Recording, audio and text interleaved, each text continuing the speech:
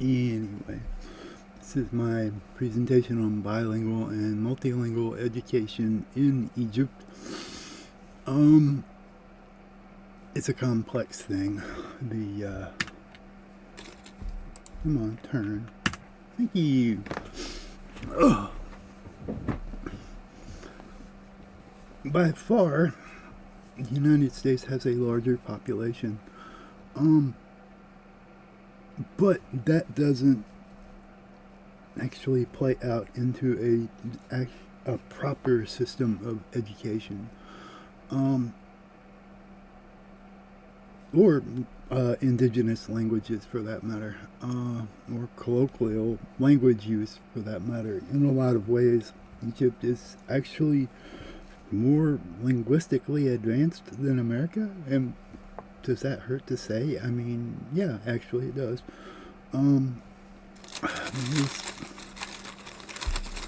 What falls upon the literacy rate for 340 million people is supposedly 99%, okay? But when you break that down, a great many of the people in this country cannot read above a 6th grade or a 5th grade level, and I don't really see how that is literate, but that is just me. There are only 2 endangered languages in Egypt. We have 193, which is really sad. I shouldn't eat my cracker. Yes. 133 million people, 74% literate, 9 living languages. There are 15 living languages, 9 of which are indigenous, only 2 of which are endangered. Egyptian Arabic, but there is a great many different types of Arabic within the country. They are only partly prescriptionist, as opposed to the United States, where we're very much English only.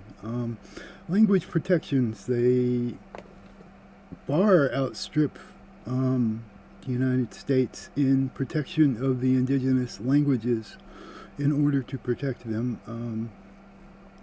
Most people speak Arabic. Only 40% can speak English. They both have their own sign languages, though.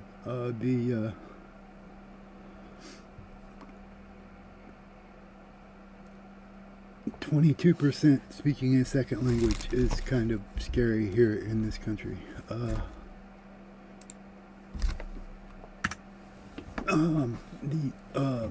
Distinctions. One of the biggest problems in Egypt when it comes to bilingual and multilingual education is there is multiple types of Arabic being used, all of which vary from the standard form of the Arabic language. And then you get into the indigenous languages, of which there's like not many teachers at all, let alone for the teacher shortages of people who can teach English. There is a huge gap in the non-city areas where language is taught properly, or even taught at all, even improperly. The great many the Bedouins, but the Bedouins actually have like a much smaller amount of people who speak it. I don't think I included that, did I? No, bad me. Oh, crikey. Anyway, there are lots of different colloquial Arabics and indigenous languages that they make very good use of. And they protect their languages, whereas here we don't, and they still try to teach them. But, as I said, getting people to teach English to people who don't even barely speak Arabic is a difficult thing, to say the least.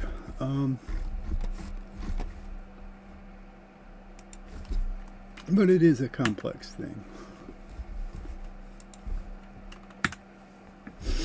This is a short breakdown of the schooling between the two. I didn't use 1820. I did use a 100-year margin between 1920 and 2023, though.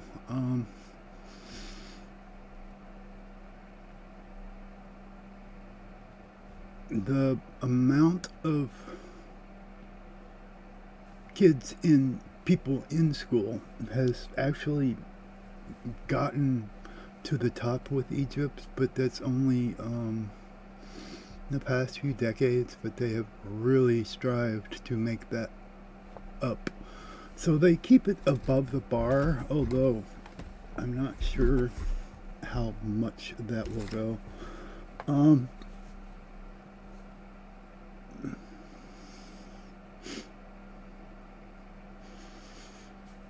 As far as the breakdowns of languages, there are 66% Egyptian Arabics, 24% Sede Arabics, 3.5% Sudanese Arabics, 1.8% Levantine Arabics, 1.1% Bedawi Eastern, 0.8% Bedawi Western. The Nubian dialects is 0.4. The Coptic and the Siwi Kinzi indigenous languages are the ones which are very endangered because they go down to 0.01%.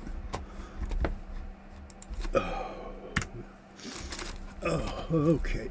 In recent years, a lot of the Arabic countries have made great strides to go towards a technology and a language type education system because they're actually looking to the future, unlike some places we could probably name.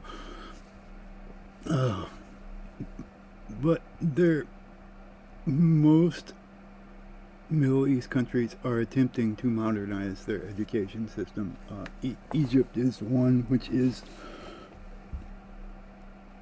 half-assed, I suppose, when it comes to that. The average student per classroom for the government and public schools is 70 per class, although that can range from 50 to 200 in some places, and I could not imagine teaching a class with 200 students. I just could not. 200 kids who can't speak, yeah, that's not gonna fly very well. Oh my god. 9 minutes already? Are you kidding me? Experimental languages, English with a secondary international language. Some of the experimentals and the private schools, for that matter, will throw kids who can't even speak Arabic into a school that is English only, which I suppose is kind of prescriptionist. The internationals and the privates, they mainly do the government public school teachings, but they manage an actual smaller class size, like 30 to 40 people in a room as opposed to like 150. Some focused languages, some focused schools, if they are a German school, they might have you learn French or English as a secondary, or French and German and English as a secondary. The religious schools, they don't really focus on English at any point in time. The literacy rates for males and females is actually pretty high, all things said and done.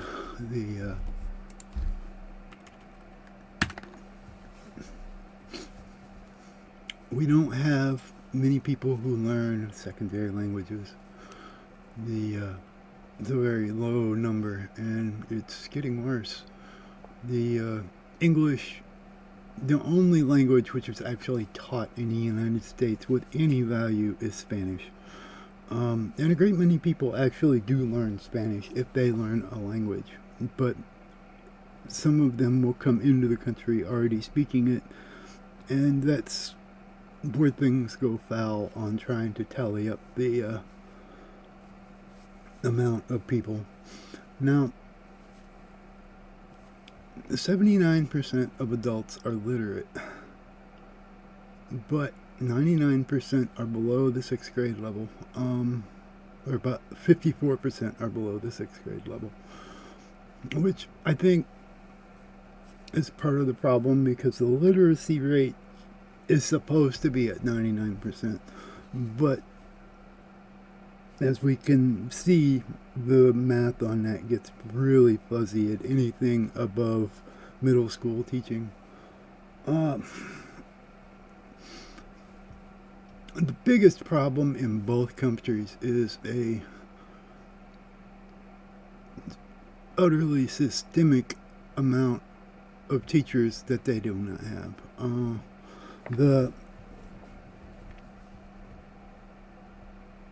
They have some valid reasons here in the United States. We have the schools. We don't really have the proper administration systems, because the SIU is a prime example of this, because the administrative people make far more money than the actual professors do, and I'm sure you know this already. Our great chancellor has a huge paycheck. Some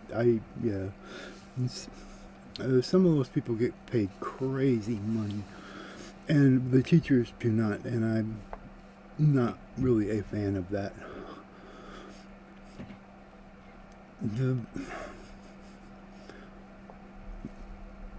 One of the other reasons besides pay and the administration failures in the United States is the parental support. That is one of the most frequently mentioned reasons for teachers retiring, is the parents don't care. There's absolutely no support from the parents on what their kids are supposed to learn. As opposed to in Egypt, a lot of parents actually give a damn. My wife's sister, we have talked a bit on this, and she and others go to great lengths to make sure that their children are properly educated in several languages, and especially in math. That whole family is completely math heavy. Both my wife and her sister have doctorates in algebra. Everybody else in their family is an engineer or an architect or whatever, so they're just two math nerds. The greatest problem in Egypt is the government has stopped caring. The amount of funding for the schools in Egypt has plummeted, all right, which in turn takes a huge toll on education, but doubly so, they take an even greater toll on bilingual or multilingual and English education. Some language schools are primary in English, some are not. 250,000 schools is what they would need in order to balance the class rates to the 30 kid average school rate, which is still high, because when you look at it, what is it, the ideal classroom size for one teacher is 15 people. That way it can keep track of everybody, and individual focuses. But when you start getting above that, especially into 25 or 30, then you start having large margins of error because the teacher can't keep up with that. And the more people you have in a class, the harder it is in order to actually maintain any type of order on who is who and what are they doing and how are they doing, let alone how to properly assess everybody in the class at the same time. The amount of schools that would need to do that is huge there. So there's the overcrowding issue at what schools they do have is a huge problem. When you couple that with the utterly systemic amount of teachers that they do not have, even in cities, it gets very bad. Out in the rest of the country, as mentioned earlier, there are so many types of different forms of Arabic and indigenous languages being spoken that not only do you have to know English, but you have to know whatever form of language that you're attempting to teach in. So that makes it hard because who is going to go out and actually learn the Bedouin languages or some form of Western Arabic or Western Egypt Arabic or Coptic Arabic, which is not really even used anymore. But outside of the cities, teaching English is a very big problem because of the language barriers that the teachers face. Overcrowding, 50 to 200 per class. Pay rates for teachers, yes, they are paid a very medium amount. They sort of live comfortably, but not really. But trying to teach 200 kids at once, like I said, I can't imagine it. And that's just crazy. Yeah, and in some places they don't even care if you are Tesol certified or not. If you can speak English, it's okay for you to teach English. Okay. Yes, I've thought about it at any rate. The people, yeah, they have a huge need for teachers over there. So I don't know. I'm not sure. Anyway, I've greatly run over my time. I apologize on how long this took to make. I've been extremely busy, and the schoolwork has utterly, I don't say murder me, but it's beating me up pretty good. I kind of did go overboard with the sources. The